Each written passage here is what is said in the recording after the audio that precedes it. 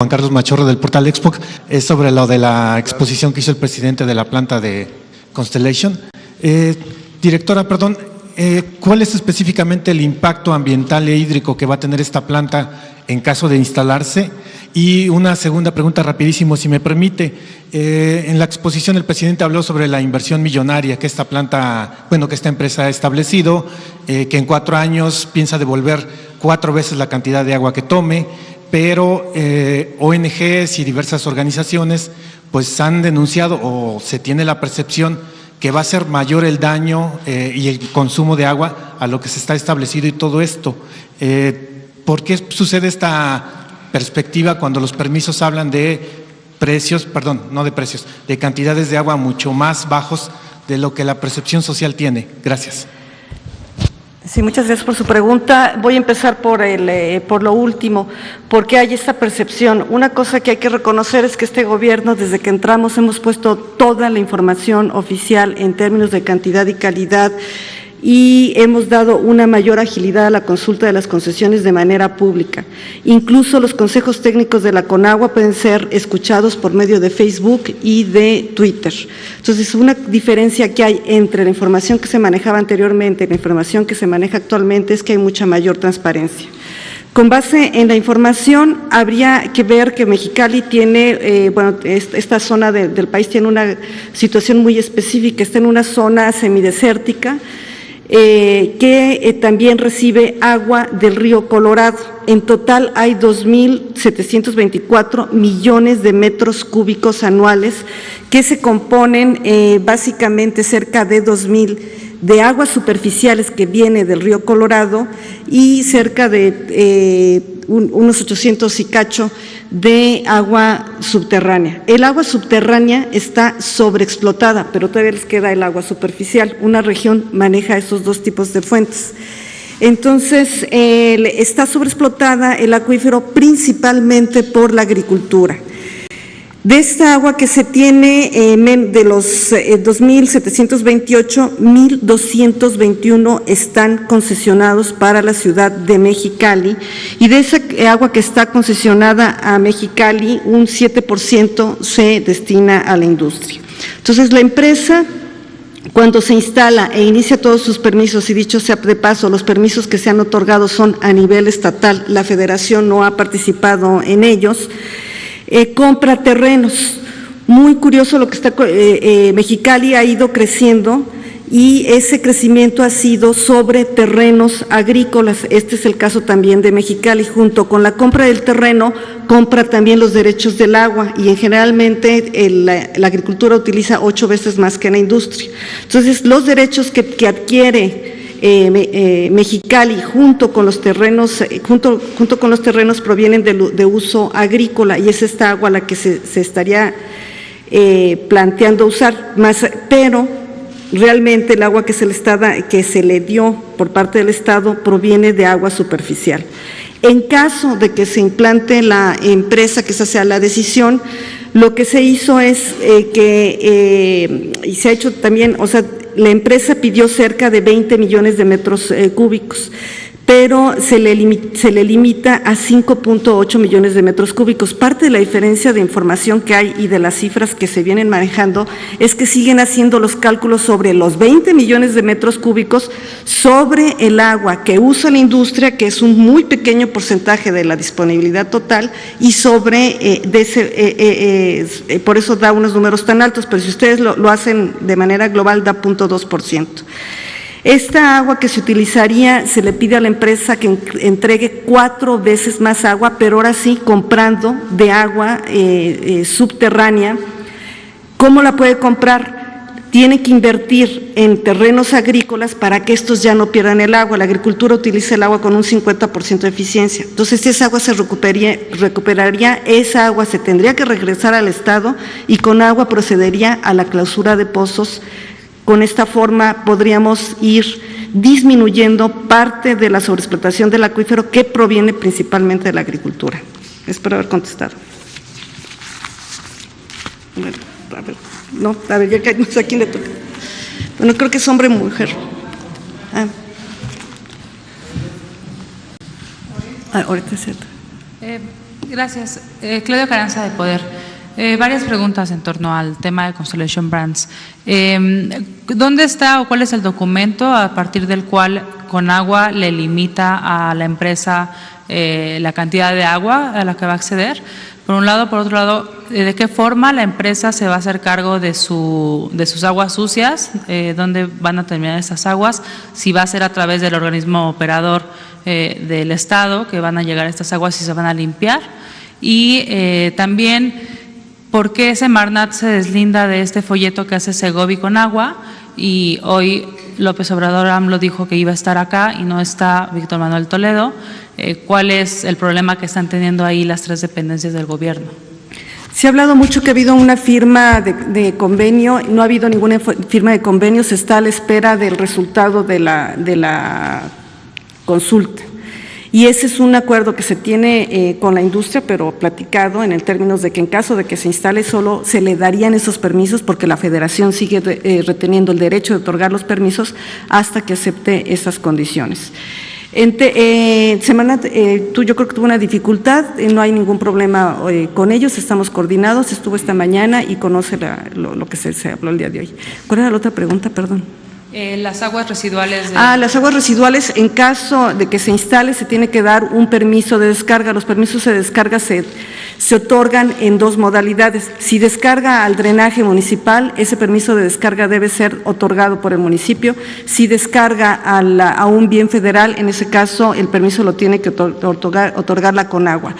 La única forma también que la empresa reduzca su huella hídrica es a través de reuso, entonces cantidad de agua que se reuse sería mínima y en caso de que se descargue pues se iría hacia el tratamiento y en la zona, yo no sé si conozcan la zona, pero mucha del agua que se trata va a recarga de humedales, ya se está haciendo un reuso en la zona que son unos proyectos muy bonitos que hay. A ver, nada más la chica de allá que tiene horas y con mucho gusto regreso acá.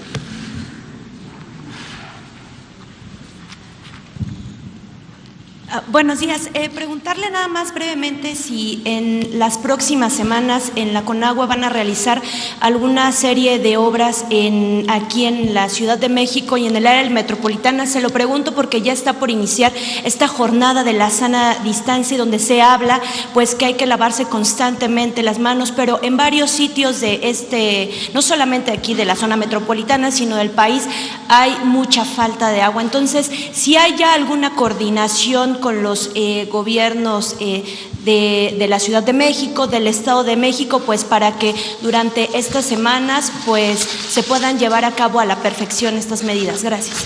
Muchas gracias por su pregunta. En efecto, ante el tema del coronavirus y en perfecta coordinación con la Secretaría de Sedena, con Semar y con de Seguridad, Conagua tiene contemplado actuar en 4 rubros. Primero, fortalecer la distribución de agua mediante equipos emergentes con prioridad a las poblaciones más desfavorecidas, es decir, entrega de agua mediante pipas. Segundo, garantizar el abasto de agua en hospitales y clínicas prioritarias. O sea, en México tenemos 2 casos de grupos de personas, principalmente aquellos que no tienen el servicio y aquellos que tienen el servicio, que somos la mayoría de todos, pero que tenemos el servicio tandeado. Y en esto también se presenta un reto porque tenemos que asegurar que la gente recibe el agua para sus tinacos o por sus cisternas. Entonces, y en ese tenemos priorizado atender a hospitales y clínicas. Tenemos ahorita ya en coordinación con el IMSS, con el ISSSTE y la Secretaría de Salud, revisado la situación de 22 estados para ver cómo están sus necesidades de cisternas. Incluso se ha checado si las cisternas los camiones tanques pueden entrar a las cisternas. Son cosas que se antojan triviales, pero cuando anda uno en emergencia, tiene uno que ver cuál es el tipo de lugar y estamos estableciendo un directorio para que ellos sepan dónde rápidamente contactar en caso de necesidad. El segundo es apoyar para garantizar el abasto del agua debidamente desinfectada.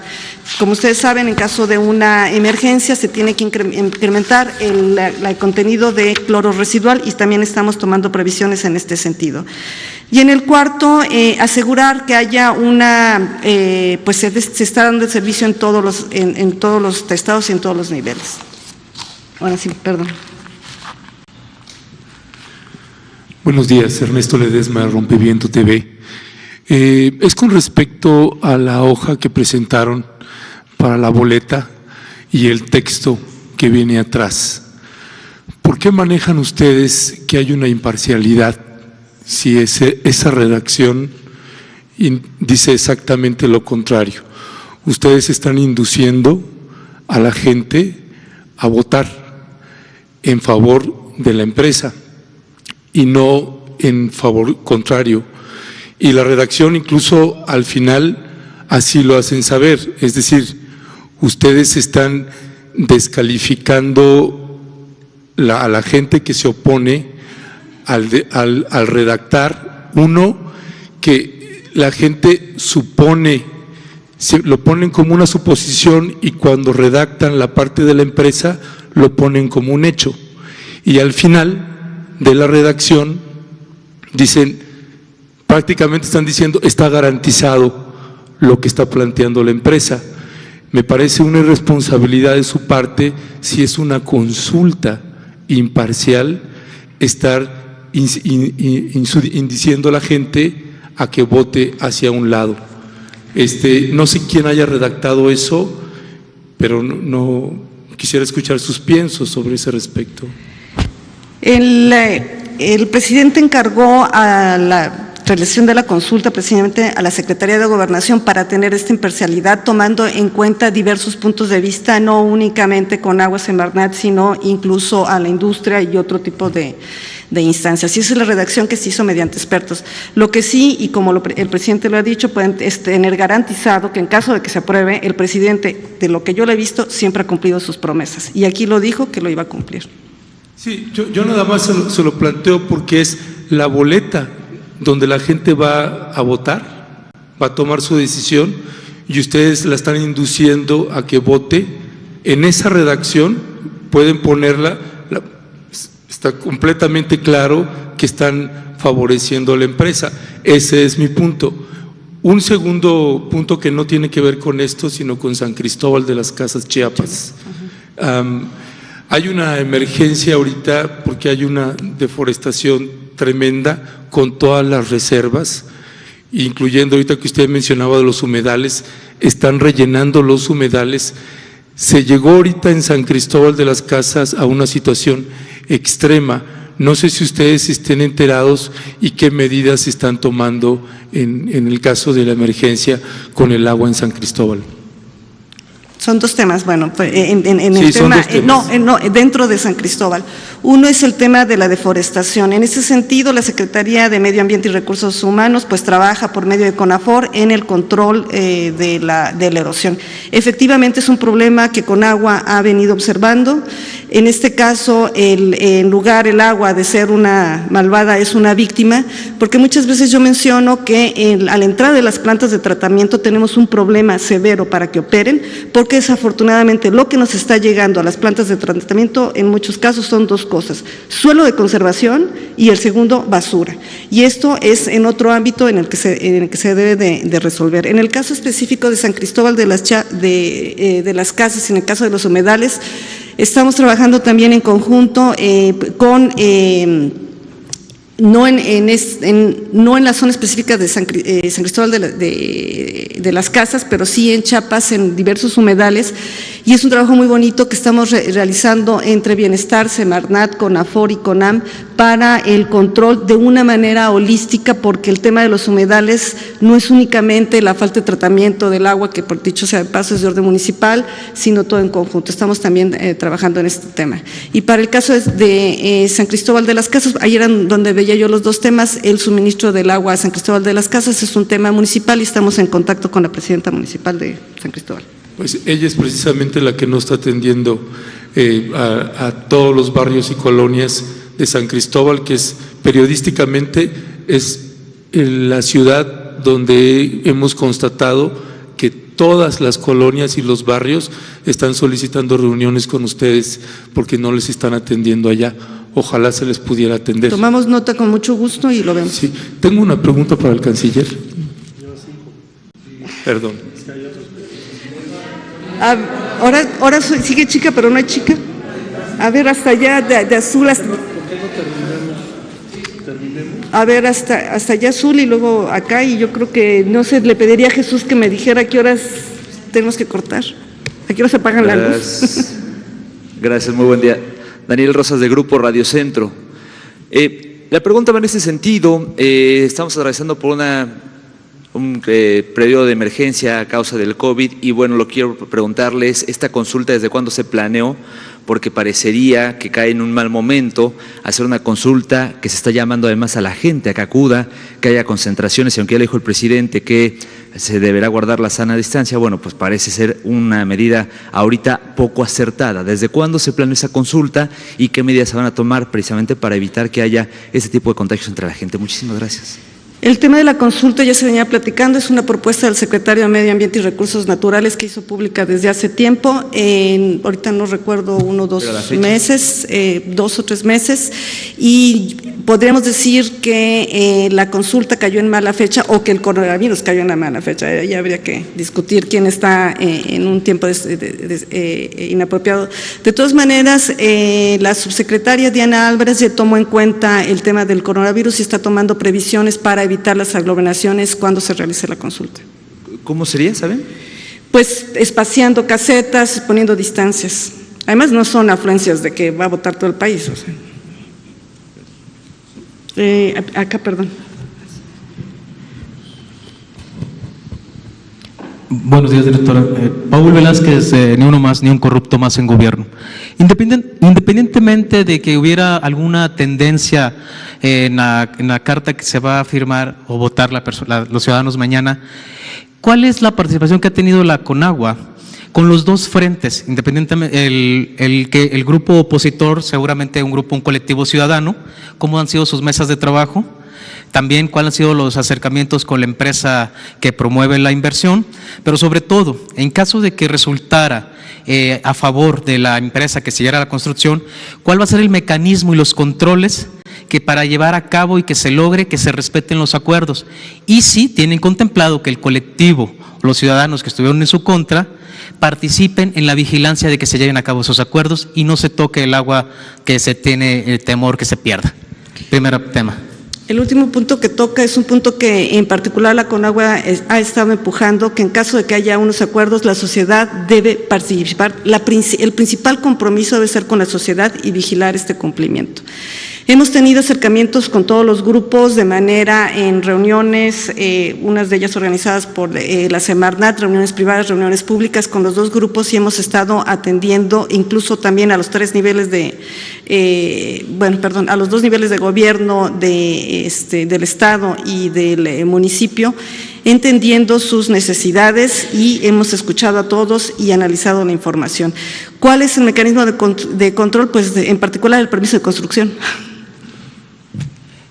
¿Estos casos hay algún otro que llame la atención a nivel nacional que se esté presentando en este momento? No sé, tenga conocimiento de la planta de amoníaco en el norte del estado de Sinaloa, la bahía de Topolobampo, el tema de agua. ¿Hay algún otro que también se esté...? Esa no la tenemos en el radar, pero tenemos otras empresas que estamos verificando, y la estamos verificando a la luz de la información. Lo que yo sí quiero comentar es que en el tema del agua es un tema sumamente universal, es un tema que le gusta mucho a la gente participar, pero sí debemos hacer un análisis detallado de los datos. ¿Me permitiría hacerle llegar en el futuro el tema de la planta? Adelante, muchísimas adelante. Gracias. Nosotros estamos abiertos, hay una política completamente abierta, no hay ningún problema, mucha gente nos puede contactar. Más aún, sí quisiera aprovechar el micrófono para decir que tenemos una ventana donde decimos lo siguiente: necesitas algo, contáctanos aquí. Y Conagua no tiene gestores, porque sí hemos detectado que hay mucha gente que se presenta como gestores de citas, de concesiones, de asignaciones y de permisos, y muchas veces esto no conduce a muy buenos resultados. Además, las nuevas concesiones ya traen QR, porque también hemos detectado una gran cantidad de títulos que son falsos. Gracias. Aquí, ¿con quién me había comprometido ya? A ver, allá sí. Gracias. Buenos días. Sobre la mismo de Constellation Brands, en la pregunta 1, aseguran más bien, sin afectar el abasto de agua para la población. Si usted puede confirmar eso, que efectivamente es así, porque en el noroeste del país tenemos casos como Grupo México en Cananea, que es prácticamente dueño de todo el agua de la región. Entonces, este megaproyecto de Constellation Brands seguramente va para ese punto. Y en la segunda pregunta, no hacen alusión al 40%, si usted puede confirmar también este dato que están dando las organizaciones o los que han investigado el hecho, del 40% se consumiría Constellation Brands el 40% del agua de Mexicali, y habla también no mencionó por qué fue que Semarnat no avala este punto, y sobre definitivamente no hay una decisión, bueno, ya lo mencionó el presidente, pero igual no hay manera de que se frene esta consulta hasta que se informe bien o se haga de la manera más adecuada para los habitantes de Mexicali. En el tema de información, yo creo que se ha dado, y ahorita este medio también es un medio más para dar información. No sé si pueden proyectar la figura, porque veo que reiteradamente no se entiende, a lo mejor es muy abstracto y perdón si hablo muy rápido. Miren, ahí pueden ver la disponibilidad total del Valle Mexicali en la primera barra, 2.724 millones de pesos. ¿Cuánto es de millones de metros cúbicos? ¿Cuánto es agua superficial en rojo? ¿Cuánto es agua subterránea? De eso, ¿cuál es el uso agrícola? Quien está empleando más agua en la zona es la agricultura con un 50% de eficiencia. De ese total, esa barra muy chiquita es lo que está utilizando el municipio de Mexicali. Del municipio de Mexicali lo tenemos agrandado del lado derecho, y si ustedes ven ahí cuánto tiene de reserva, es un caso muy particular de ciudad porque tiene mucha más agua de la que necesita la ciudad, le está vendiendo incluso a otras 2 ciudades agua. Entonces, le sobra agua al municipio. Y ahí en verde ven el uso industrial. Entonces, si ven ese uso industrial, el proyecto inicial era 20 y ahí uno podría ver que el porcentaje del uso industrial del total del agua que tiene la ciudad de Mexicali puede ser muy alto. Y pueden ver acá el 5.8, que sería a lo que se limitaría el uso de Constellation Brands y exclusivamente de agua superficial. En la zona no se han dado y no se pueden dar permisos de explotación de acuíferos porque el acuífero está sobreexplotado. Entonces no se pueden dar. No sé si quedó claro. Pero usted dice que la empresa está comprando terrenos y al mismo tiempo está comprando compró terrenos y junto. Uno puede comprar separado o junto los derechos de agua de la agricultura, y de todas maneras, de alguna manera sería positivo porque esa agua ya no se está utilizando para la agricultura. Esos derechos se los dio al organismo operador de Mexicali, y en contraparte Mexicali le dice que le da el agua de 5.86. Por eso decimos que es un tema en el cual la Federación no ha participado.